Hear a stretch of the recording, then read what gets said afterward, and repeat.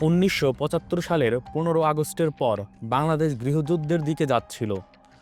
তখন নানা ঘাত-প্রতিঘাতের মধ্য দিয়ে ৭ই নভেম্বর সিপাহী জনতার বিপ্লবের মাধ্যমে আপামর জনতার নেতা হিসেবে বাংলাদেশের নেতৃত্বে আসেন প্রেসিডেন্ট জিয়াউর রহমান। ফ্যাসিস্ট হাসিনা সরকার দীর্ঘ ১৬ বছর আমাদের একতরফা বিকৃত ইতিহাস জানিয়েছে। ইতিহাসের এক গুরুত্বপূর্ণ নায়ককে বর্তমান প্রজন্মের দৃষ্টির আড়ালে রাখতে চেয়েছে। ইতিহাসটাকে নিজের মতো করে প্রতিষ্ঠিত করতে চেয়েছিল ফ্যাসিস্ট হাসিনা। যাজ্ঞে আজকে আমরা হাসিনার ফ্যাসিবাদ নিয়ে আলোচনা করব না, পরবর্তীতে কোনো এক ভিডিওতে এই নিয়ে আলোচনা করা যাবে।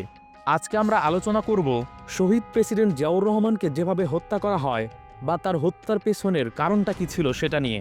একটি দেশ ও জাতির প্রাণপুরুষ যখন এক সীমানা পেরিয়ে গড়তে চায় আপন অন্য কোনো ভুবন, তখন সীমানা পেরনের বিপদ হিসেবে উড়ে যেতে পারে তার প্রাণ পাখি।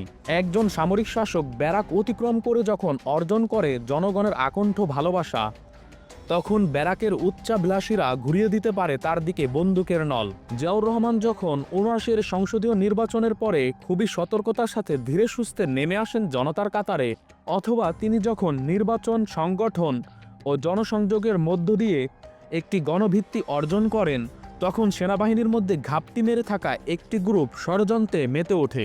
জিয়াউর রহমানের শাহাদাতের ঘটনাটি ছিল খুবই সংক্ষিপ্ত এবং সুপরিকল্পিত। প্রেসিডেন্ট জিয়া তার সব সচরাচর সফরের মতো ১৯৮১ সালের ৩০শে মে সকালবেলা চট্টগ্রামে যান। তার চট্টগ্রাম সফরের মূল লক্ষ্য ছিল বিএনপির অভ্যন্তরীণ ঝগড়া মেটানো। সেখানে তিনি কর্মব্যস্ত দিন অতিবাহিত করেন। রাত দুপুরের পর প্রেসিডেন্ট চট্টগ্রাম সার্কিট হাউসের একটি কক্ষে ঘুমাতে যান। ঘুমাতে যাওয়ার কয়েক ঘন্টা পর সেনাবাহিনীর বিপদগামী কতিপয় অফিসার আলোর গতিতে সার্কিট হাউসে আক্রমণ করে। স্টেনগানের গুলিতে ঝাঁঝরা হয়ে যায় তার বুক। তিনি শাহাদত বরণ করেন। বিপদগামী সেনা কর্মকর্তারা কয়েক ঘন্টার মধ্যে চট্টগ্রাম বেতার কেন্দ্র দখল করে। সেখানে তারা ঘোষণা দেয় যে বিপ্লবী পরিষদ রাষ্ট্র ক্ষমতা দখল করেছে। এই পরিষদের প্রধান হিসেবে চট্টগ্রাম অঞ্চলের জিওসি জেনারেল আবুল মনসুরের নাম ঘোষণা করা হয়। তথাকথিত এই বিপ্লবী পরিষদ ১১টি ঘোষণা প্রদান করে। বিপ্লবী পরিষদ শাসনতন্ত্র বাতিল করে, সংসদ বিলুপ্ত করে, মন্ত্রী পরিষদ বাতিল করে রাজনৈতিক কার্যক্রম স্থগিত করে, ভারত বাংলাদেশের মৈত্রী চুক্তি বাতিল সহ আরও কিছু ঘোষণা তারা দেয়। কিন্তু কিছুতেই কিছু হয় না। ঢাকাস্থ সরকার এবং সেনাবাহিনীর সর্বাধিনায়ক সরকারের প্রতি আনুগত্য ঘোষণা করে।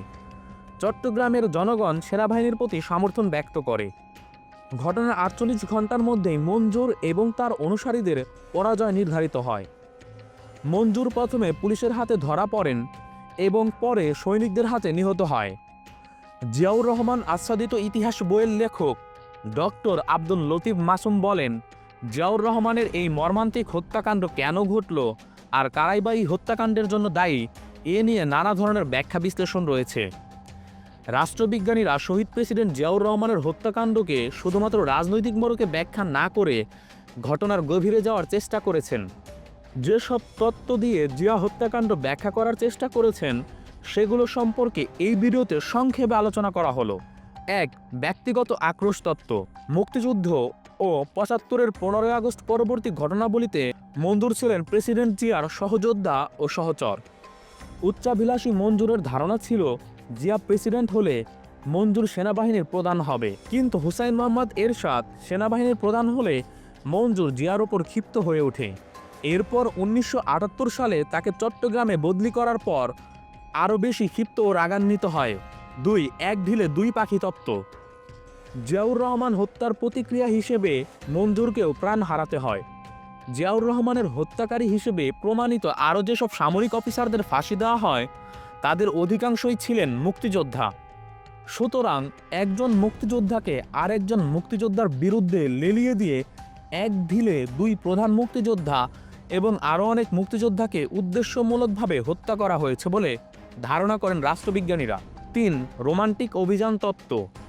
জিয়াউর রহমানের মর্মান্তিক হত্যার কারণ ব্যাখ্যা করতে গিয়ে কোনো রাষ্ট্রবিজ্ঞানী মুক্তিযুদ্ধের রণকৌশল ও সেনাবাহিনীর সামগ্রিক চরিত্র ও বৈশিষ্ট্য, গেরিলা ধরনের প্রভাব উল্লেখ করেছেন। তাদের মতে একটি প্রথাগত সেনাবাহিনী যখন মুক্তিযুদ্ধে অংশগ্রহণ করে তখন খুব স্বাভাবিক কারণেই তার অভ্যন্তরীণ শৃঙ্খলা দুর্বল হয়ে পড়ে এবং সেনাবাহিনী রাজনীতিপ্রবণ হয়ে ওঠে।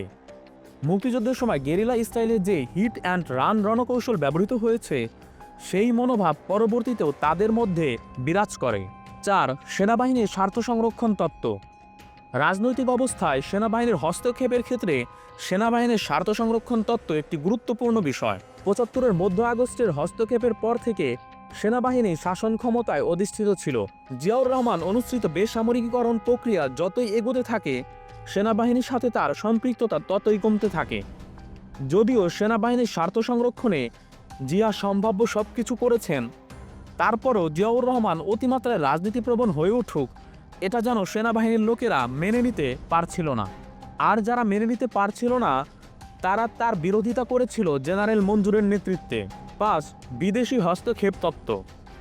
তৃতীয় বিশ্বে রাজনৈতিক হত্যাকাণ্ডে বিদেশি হস্তক্ষেপ নতুন কিছু নয়। বিশেষ করে বাংলাদেশে যাই ঘটুক না কেন এতে বিদেশিদের হাত রয়েছে এমন ধারণা প্রচলিত রয়েছে। জিয়াউর রহমান হত্যাকাণ্ডের ব্যাপারটিও তার ব্যতিক্রম নয়। সোভিয়েত বার্তা সংস্থা তাস জানায় এই হত্যাকাণ্ড বেইজিং তথা তাদের এদেশীয় এজেন্টদের হাত রয়েছে। তাসের খবরে বলা হয় বেইজিং ভারতের পূর্ব দক্ষিণ অঞ্চল ও বাংলাদেশের পার্বত্য এলাকার সমন্বয়ে একটি স্বাধীন রাষ্ট্র গঠনের মাধ্যমে দক্ষিণাভিমুখে তার সহজ যাতায়াত পথ চায়। এ খবরে বলা হয় বেইজিংপন্থী একটি গেরিলা গ্রুপ এই হত্যাকাণ্ডের সাথে জড়িত। এই খবর প্রকাশের কয়েকদিন পর বেইজিং তীব্র প্রতিবাদ করে একে ডাহা মিথ্যা বলে বর্ণনা করে। ভারতীয় পত্রিকায় বলা হয় জিয়া হত্যাকাণ্ডের সাথে সিআইএ জড়িত ছিল। তবে বাংলাদেশের অধিকাংশ পত্রপত্রিকায় ভারতের হস্তক্ষেপ সম্পর্কে নানা ধরনের রিপোর্ট করে।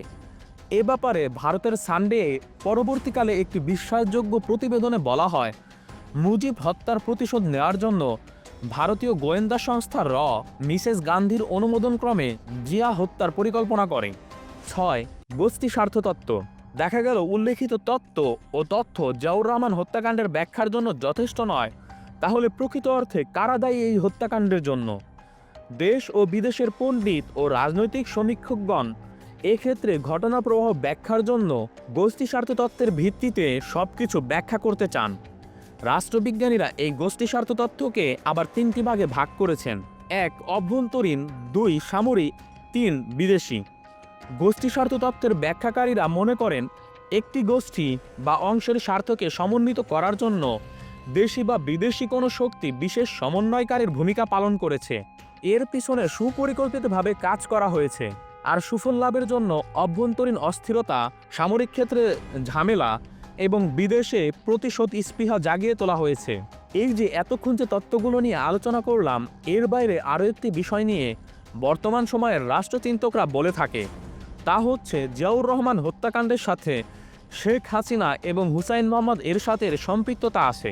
কেননা প্রেসিডেন্ট জিয়াউর রহমান শেখ হাসিনাকে দেশে ফিরিয়ে আনার 15 দিনের মধ্যেই তাকে হত্যা করা হয়। প্রেসিডেন্ট হত্যার নেতৃত্ব দানকারী মঞ্জুরকে পুলিশ গ্রেফতার করার পরে কোথায় কিভাবে কি হয়েছে সব বলে দিবেন বলে মঞ্জুর স্বীকারোক্তি দেয়, কিন্তু তার বক্তব্য না শুনেই একদল সৈনিক তাকে হত্যা করে ফেলে। এই সৈনিকেরা কারা ছিল? তার নেতৃত্বে মঞ্জুরকে হত্যা করা হয়। পেছন থেকে কে এদের ইন্ধন দিয়েছিল এসব প্রশ্নের উত্তর এখনো অজানা। হয়তো এসব প্রশ্নের উত্তর আর খুঁজেও পাওয়া যাবে না।